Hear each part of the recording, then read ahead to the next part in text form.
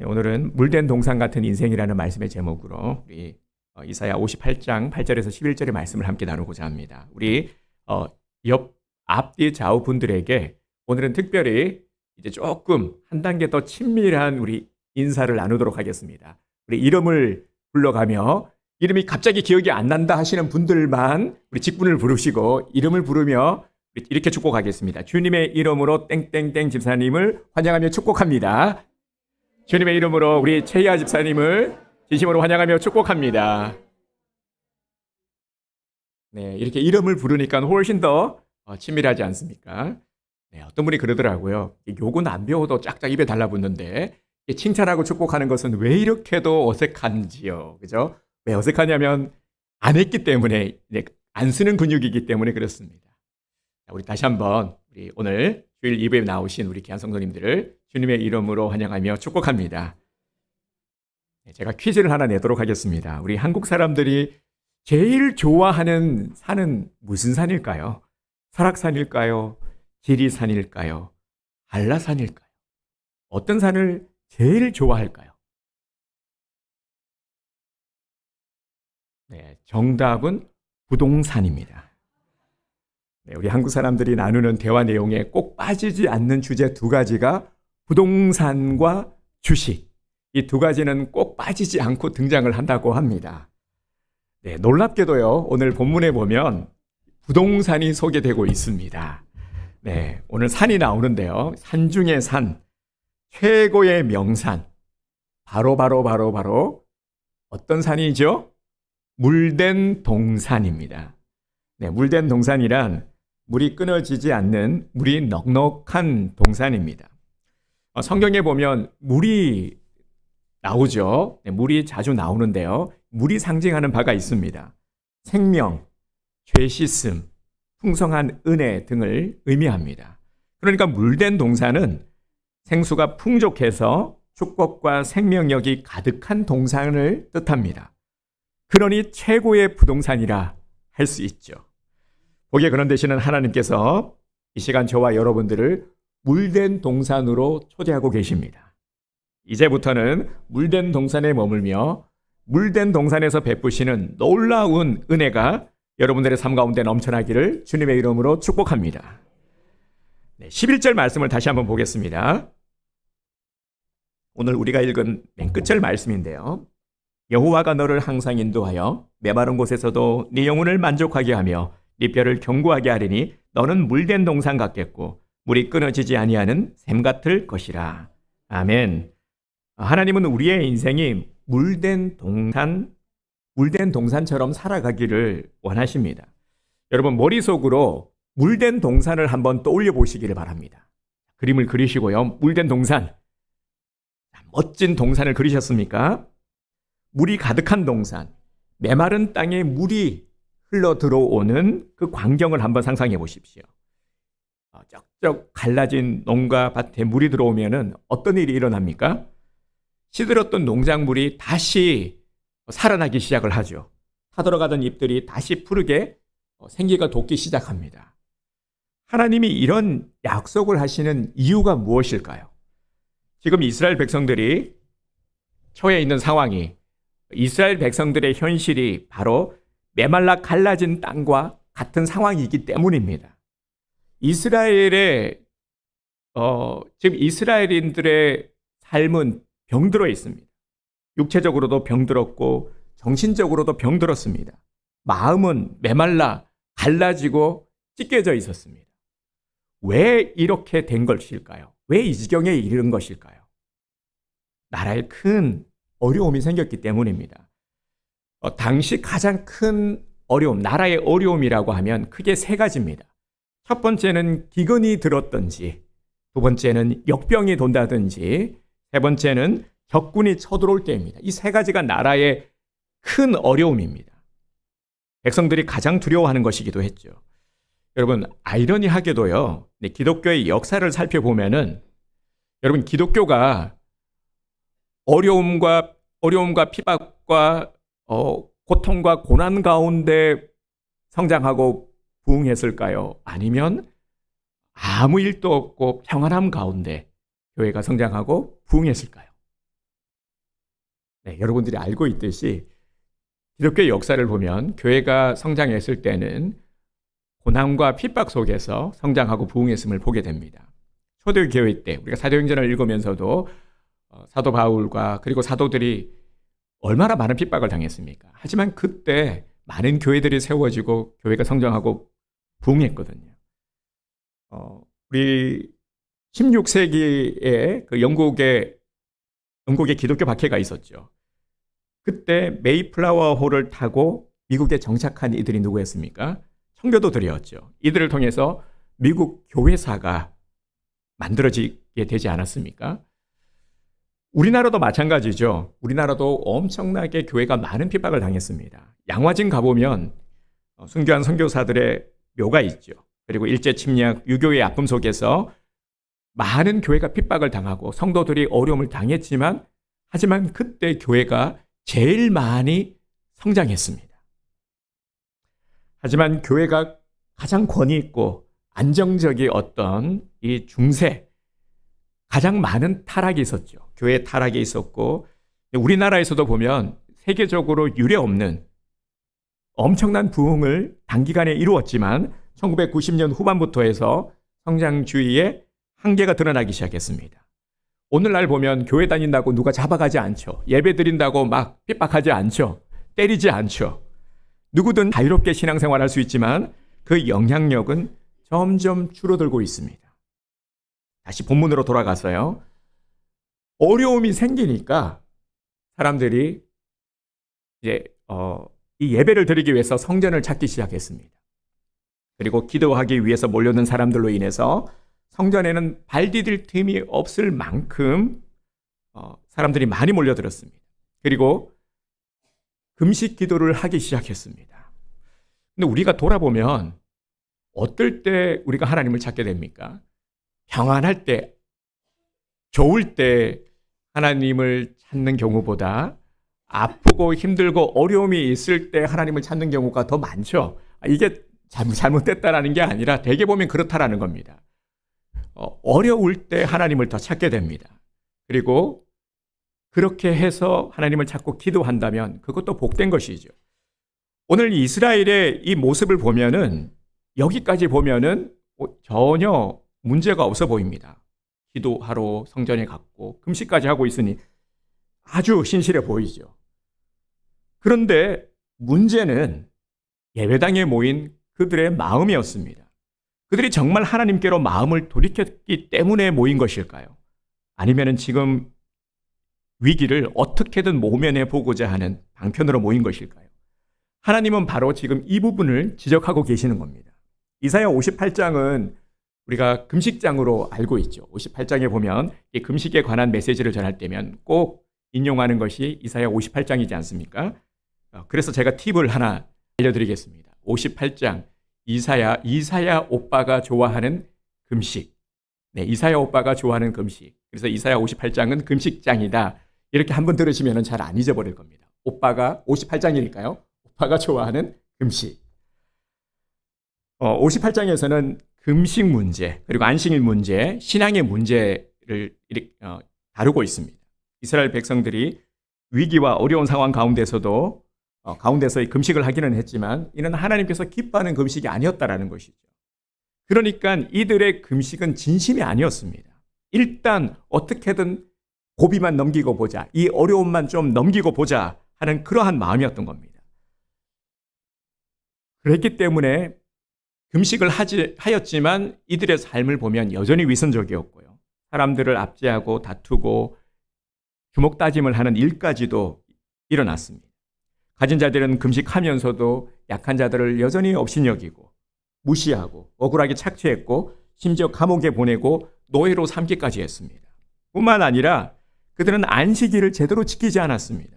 돈을 더 벌고 싶은 욕심 때문에 안식일을 범했고 안식일을 지켜도 억지로 지켰습니다. 그래서 하나님은 금식도 안식일도 하나님이 기뻐하는 진정한 모습으로 하라 말씀하고 계시는 겁니다. 여러분, 하나님과 우리의 관계를 생각해 보십시오.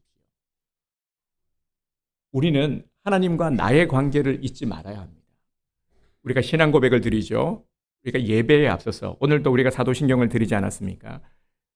우리의 신앙을 고백드리는 이유가 무엇입니까? 하나님과 나의 관계를 다시 정립을 하는 겁니다. 이게 중요하기 때문에요.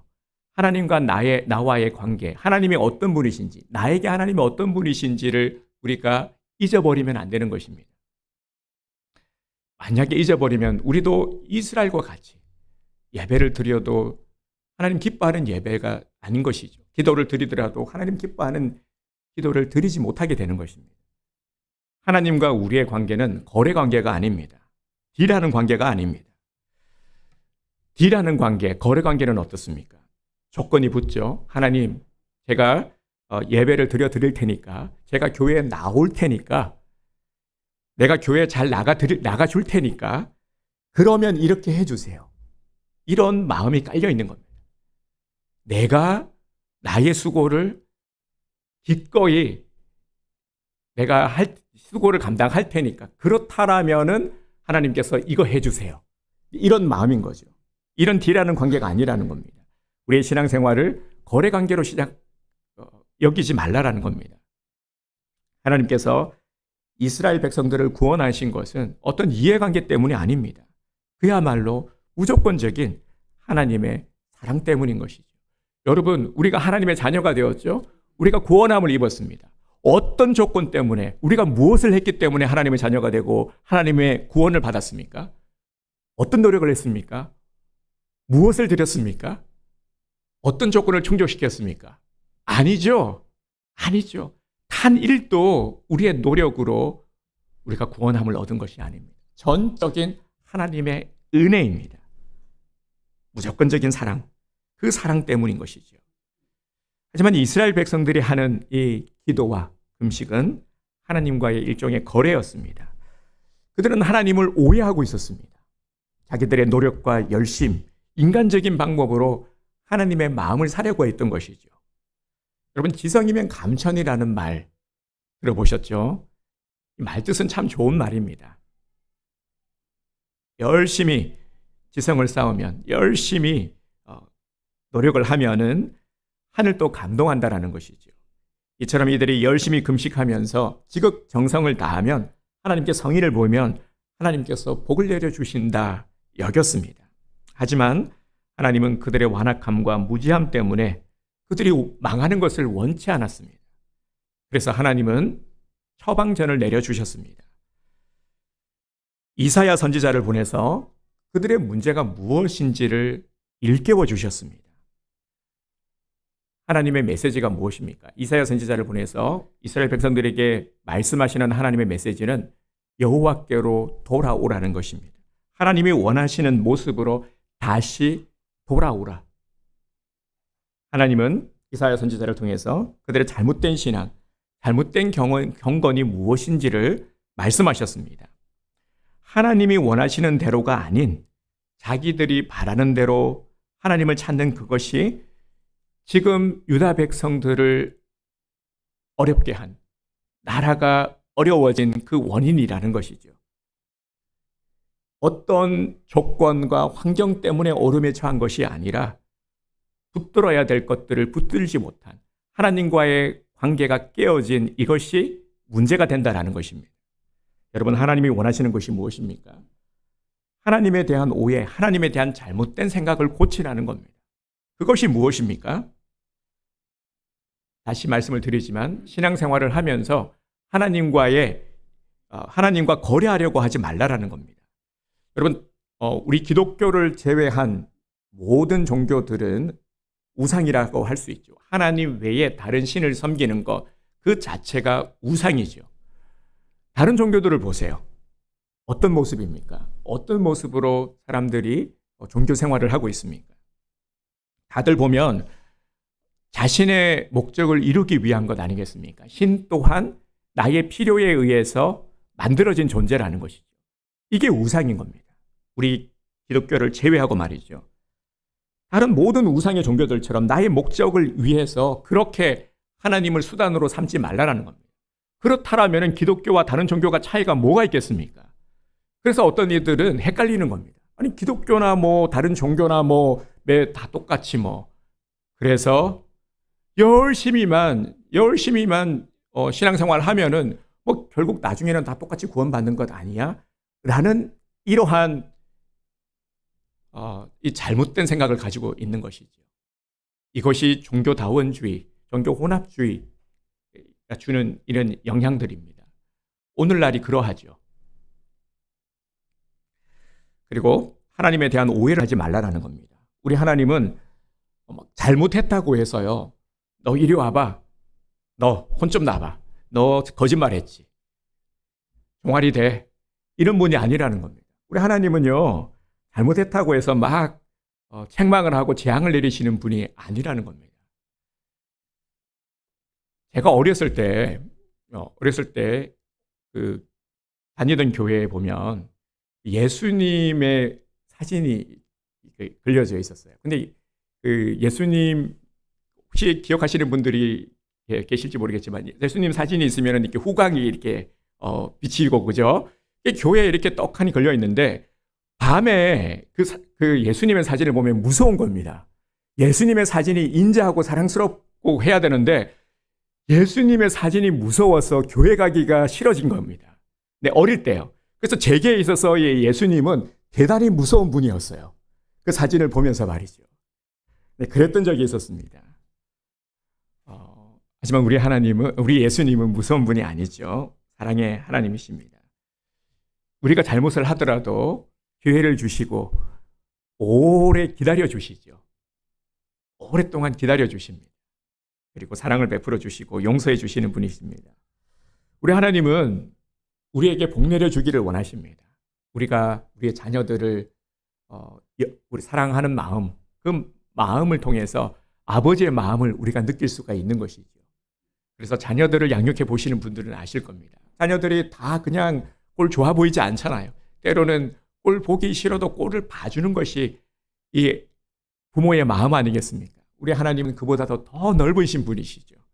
만약에요, 우리의 잘잘못을 따져서 우리가 혼이 나야 된다면은 오늘 이 자리에 이렇게 앉아 계실 분들이 누가 있을까요? 우리 한 주 동안만 봅시다. 한 주 동안 우리가 지은 죄를 딱 리스트를 적어가지고 이대로 우리가 혼나야 된다. 그러면 아마 멀쩡하지 못할 것 같아요. 그죠? 우리 하나님은 사랑의 하나님이심을 명심하시기 바랍니다. 또 이를 알 수 있는 구절이 바로 8절, 9절 말씀인데요. 다시 한번 볼까요? 그리하면 네 빛이 새벽같이 비칠 것이며 네 치유가 급속할 것이며 네 공의가 네 앞에 행하고 여호와의 영광이 네 뒤에 호위하리니 네가 부를 때에는 나 여호와가 응답하겠고 네가 부르짖을 때에는 내가 여기 있다 하리라. 만일 네가 너희 중에서 멍에와 손가락질과 허망한 말을 제하여 버리고. 아멘. 하나님은 네 가지의 이 은혜를 약속하고 있습니다. 첫 번째는 그 인생 가운데 빛나는 삶이 시작될 것임을 약속하셨습니다. 이 8절 앞절을 보면 네 빛이 새벽같이 비칠 것이며 말씀하고 있죠. 이것도 한번 그림을 그려보시기 바랍니다. 여기서 빛이 난다라는 것은, 빛이 난다 하는 것은 다시 힘을 얻고 다시 능력이 생기는 것을 말합니다. 이는 하나님의 빛이 그에게 공급되기 시작하는 것입니다. 다시 말해서 하나님의 능력이 그 사람에게 임하는 것입니다. 그리고 두 번째로 치료하실 것임을 약속하셨습니다. 네 치유가 급속할 것이며, 치유를 하시는데 급속이라 말씀하십니다. 그러니까 빨리 치료되기 시작할 것이다 라고 말씀하고 계십니다. 육체적으로 병이 들었든지 마음의 병이 들었든지 그 병이 치유된다라는 겁니다. 놀라울 정도로 빨리 치유되기 시작한다 하는 것이죠.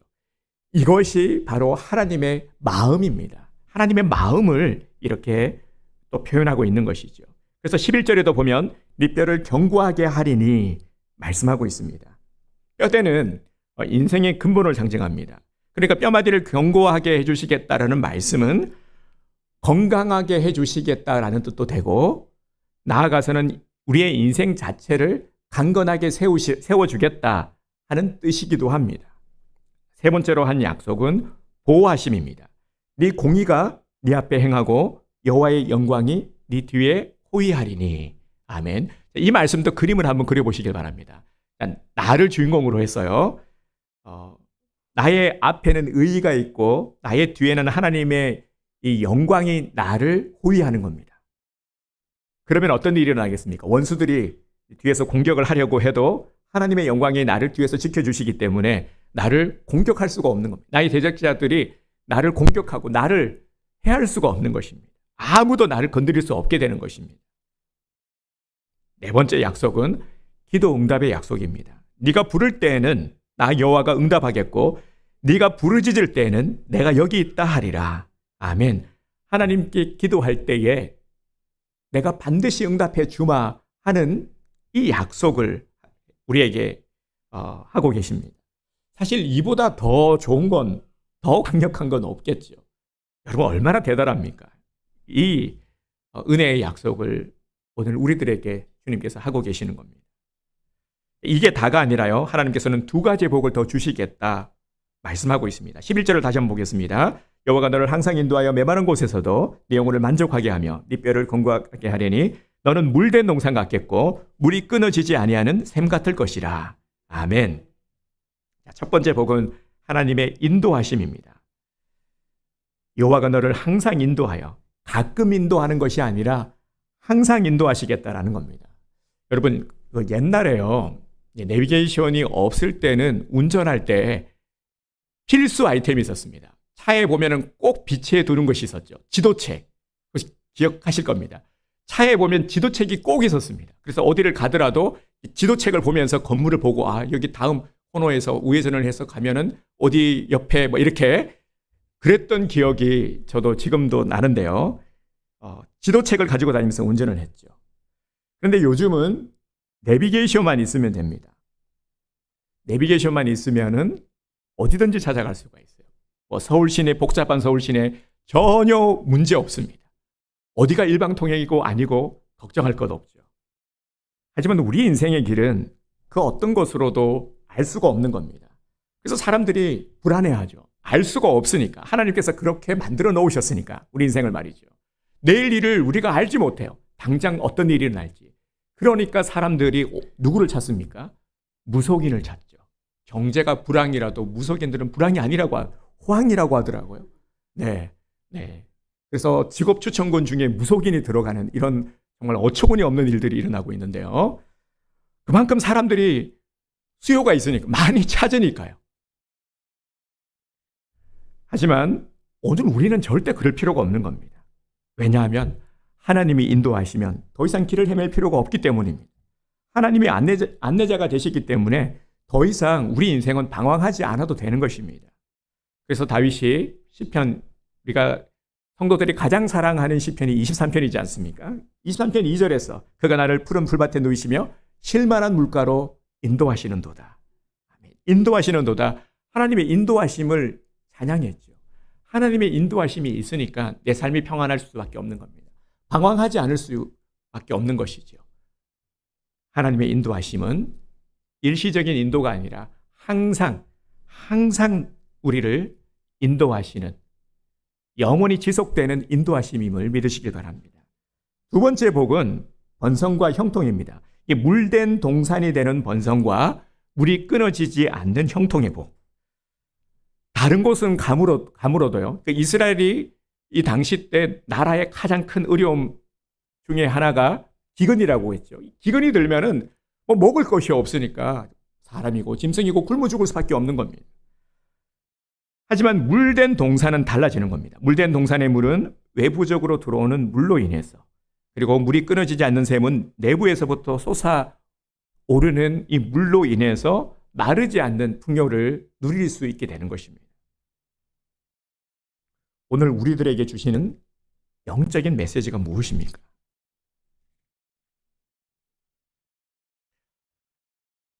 앞으로 우리 인생이 잎사귀가 마르는 물 없는 동산이 아니라 이제는 열매가 맺히는 풍부한 샘 같은 인생이 되라는 것입니다.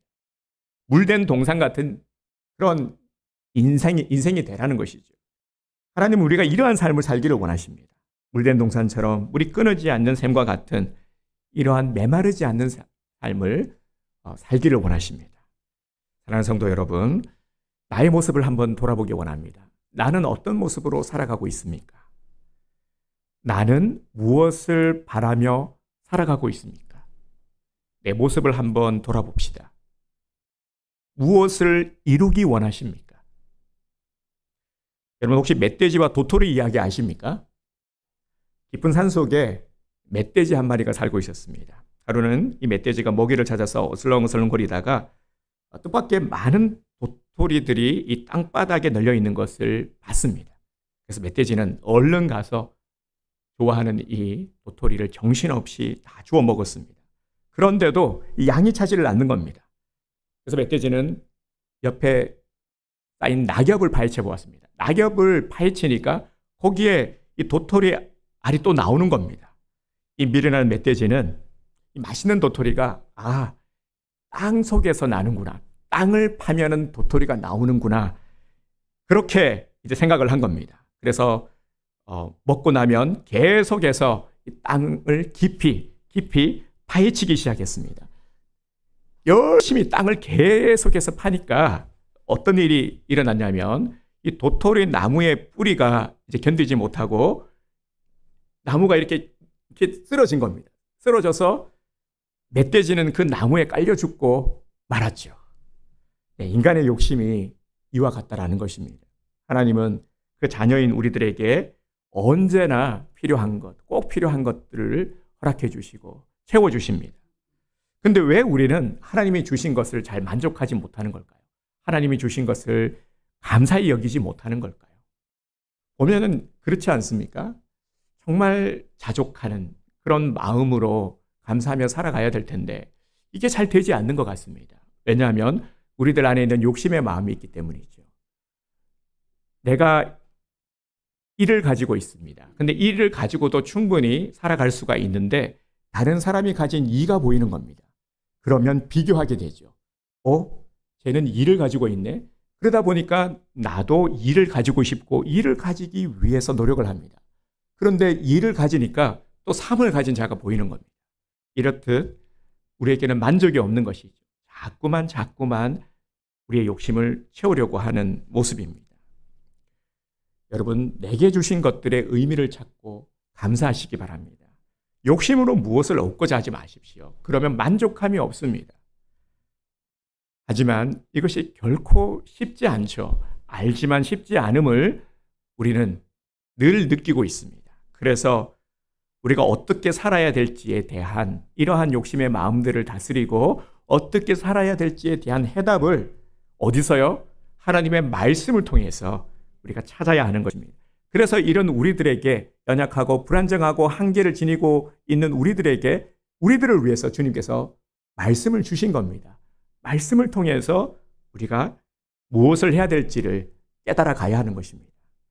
우리 인생이 물된 동산처럼 되는 것, 이것이 바로 아버지의 마음입니다. 인생의 고난은 마치 한여름 이 내려쬐는 뙤약볕과 같습니다. 불볕 더위를 생각해 보시면은 잘 아실 겁니다. 요즘 왜 이렇게 더운지, 그죠? 한 35도는 기본이죠. 35도, 36도. 체감은 뭐 한 40도까지도 올라가고, 그래서 다른 어느 때보다도요, 집에 있는데 갑자기 전기가 한번 나갔다가 들어왔어요. 이 전력이 딸리니까, 다른 집은 어땠는지 모르겠는데, 갑자기, 그래서 저기서 비명이 들려왔어요. 우리 사모가 이게 열심히 타이핑을 치다가 다 날아가 버린 거예요. 그래서 갑자기 와 비명이 들려서 전기가 이렇게 나갔다가 들어와가지고 그런 것도 경험을 해봐야 잘 이렇게 저장을 잘 하게 되죠. 계속해서 여러분 진짜 이런 생각을 하기 싫지만 요즘 이제 앞으로 경고하잖아요. 이제는 온도가 또 떨어지지는 않을 거다.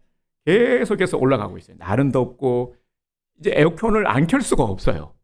그래서 저도 어지간하면 에어컨을 잘 안 켜려고 하는 사람인데 저도 이제 포기를 했습니다. 안 켜고는 살 수가 없어요. 근데 그렇게 에어컨을 켜면 온도는 더 올라가게 되고 악순환이 반복되죠. 참 큰일입니다. 이렇게 계속해서요. 불볕더위가 계속되면은 지칩니다. 피곤하고 살 수가 없게 되는 것이죠. 그러나 뿌리가 아무리 그렇다 할지라도 뿌리가 이 생수의 근원에만 있다면은 고난 속에서도 어려움 속에서도 강해지고 성장하게 되고 열매를 맺게 된다라는 것입니다. 지난주 말씀 기억나시죠? 우리 샘곁의 가지처럼, 그죠? 샘곁의 가지. 오늘 동일한 이 의미입니다. 인간은 고난을 통해서 인생의 지혜를 배우게 되고 하나님의 은혜를 깨닫게 되고 인생의 참 의미를 알게 됩니다. 그래서 우리 그리스도인들이 고난을 대하는 자세는 달라야 합니다. 고난이 있을 때 어떻게 하면, 그러니까 문제만 바라보고 문제에 집착을 하게 되면은 이 문제에서 헤어나올 수가 없게 되는 것이죠. 계속해서 이거 어떻게 해결할까? 이거 큰일인데, 이거 어떡하지? 어떻게 도움을 요청해야 되나? 어떻게 해야 되나? 근데 그게 중요한 게 아니라는 겁니다. 문제가 있을 때 우리는 우선해야 될 것이 있는데, 그게 뭐냐면 우리의 삶에 어떻게 하면 우리의 뿌리가 예수님께 닿을까? 이게 중요하다는 겁니다. 내 뿌리가 예수님께 닿아 있도록 하는 것. 그래서 우리는 얼른 예수님을 의지하는 것이죠. 문제가 있을 때, 아픔이 있을 때 얼른 우리는 제일 먼저 예수님을 바라보고 예수님께 더 뿌리를 갖다 대는 겁니다. 그래서 어떻게 하면 예수님께 닿게 할까가 이게 묵상이 되는 겁니다. 우리의 묵상이 되는 것이죠. 뿌리가 예수님께 다 있기만 하면은, 만약에 다 있기만 하면은 오히려 어려움이 성장 촉진제가 되는 것입니다. 왜냐하면 고생을 통해서 그 뿌리가 더 강하고 더 튼튼하게 성숙되기 때문입니다. 아무리 겉모습이 그럴듯해도요, 삶의 뿌리가 주님께 다 있지 않으면은 고난이 닥치면은 금방 넘어지게 됩니다. 쉽게 꺾이게 됩니다. 중요한 것은 꺾이지 않는 마음. 이게 한때 유행했는데 중요한 것은 꺾이지 않는 마음입니까? 우리에게 가장 중요한 것은 메마르지 않는 심령입니다. 우리의 심령도 하나님의 은혜의 생수가 내리지 않으면 메마른 사막처럼 그렇게 변하게 됩니다. 그래서 우리는 항상 하나님 말씀에 젖어 살아야 합니다. 그래야만 풍성하고 건강하고 훌륭한 결실을 맺을 수가 있습니다.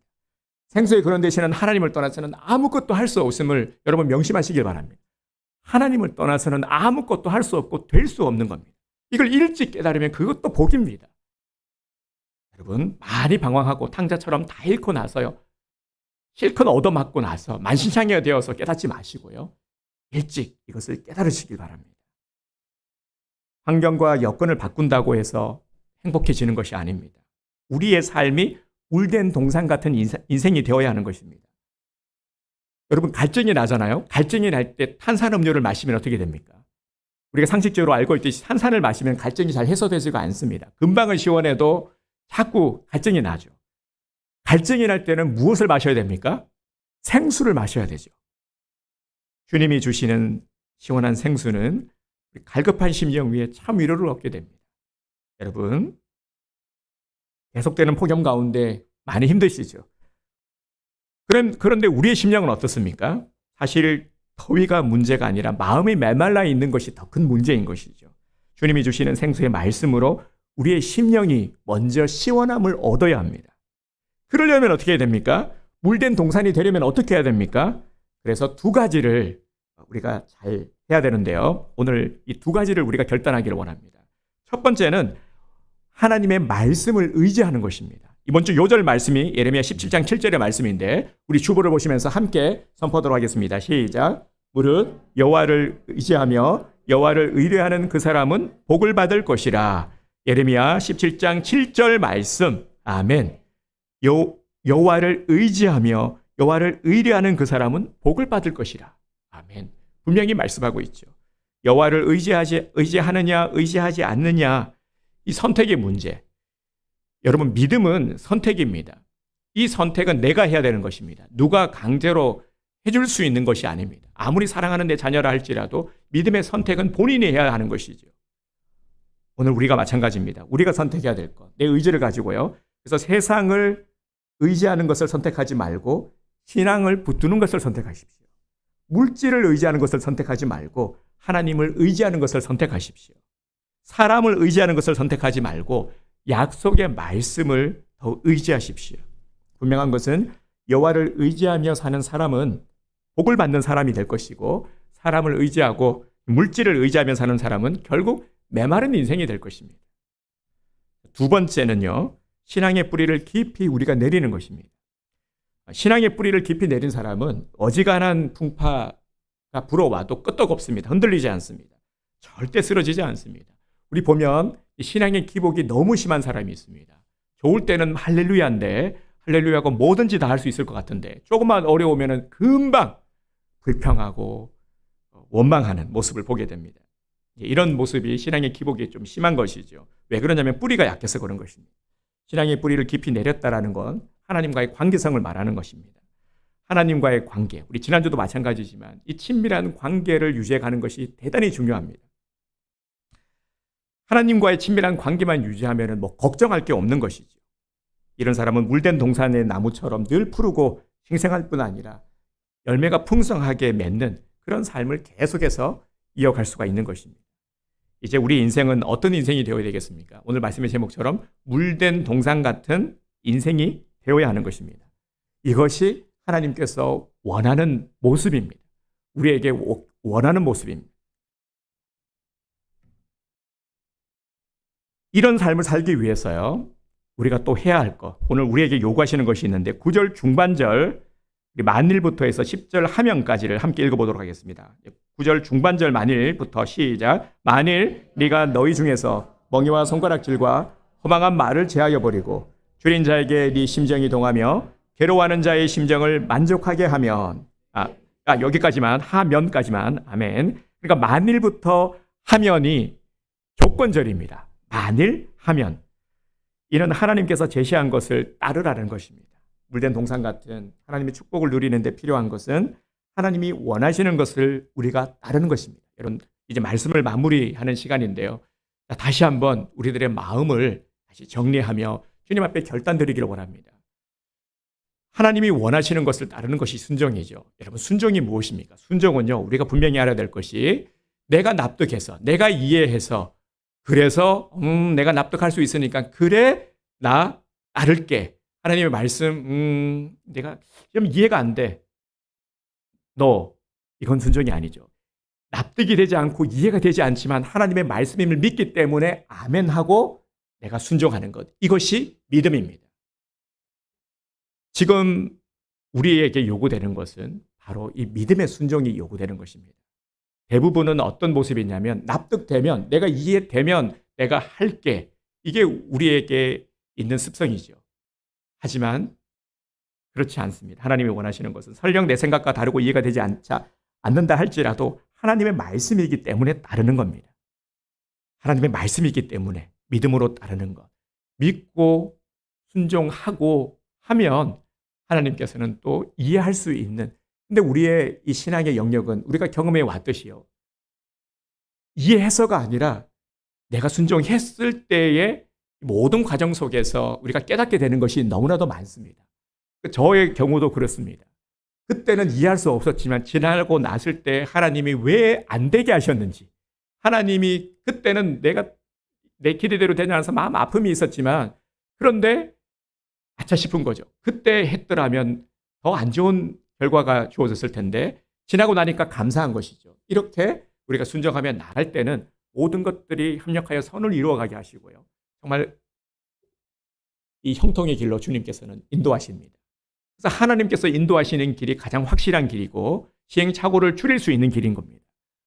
우리가 믿음의 길을 가고 신앙생활을 한다 할지라도 여전히 아픔이 있을 수 있고 고난이 있고 시행착오가 있을 수 있겠지만, 하지만 그마저도 하나님은 우리를 사랑하시기 때문에 우리를 인격체로 만드셨기 때문에요. 그래서 우리가 이렇게 많은 것들을 감당하며 살아가야 되는 것이죠. 하지만 그럼에도 그 속에서 하나님이 주시는 은혜들을 우리가 더 많이 발견하고 누리게 된다는 것입니다. 하나님은 우리를 사랑하십니다. 그래서 인격체로 우리를 만드셨어요. 하나님의 형상을 닮은 존재들로, 로봇으로 만들어 놓지 않았습니다. 그래서 아픔도 느끼고 희노애락도 있지만 봄, 여름, 가을, 겨울 또 우리에게 허락하셨듯이 삶의 다양한 변화 속에서 그마저도 우리에게는 기쁨으로 감사가 될 줄 믿습니다. 아픔을 통해서, 아픔의 그름을 통해서 더욱더 풍성한 열매를 맺게 될 줄 믿습니다. 그게 바로 우리의 인생, 물된 동산 같은 인생. 오늘 우리의 성도님들 모두가 다 오늘 말씀을 통해서 이러한 물된 동산의 인생, 이 복의 주인공이 되시기를 주님의 이름으로 축복합니다. 오늘 우리 마음의 결단을 주님 앞에 드리면서 주님 말씀하시면 이 찬양을 함께 드리길 원합니다.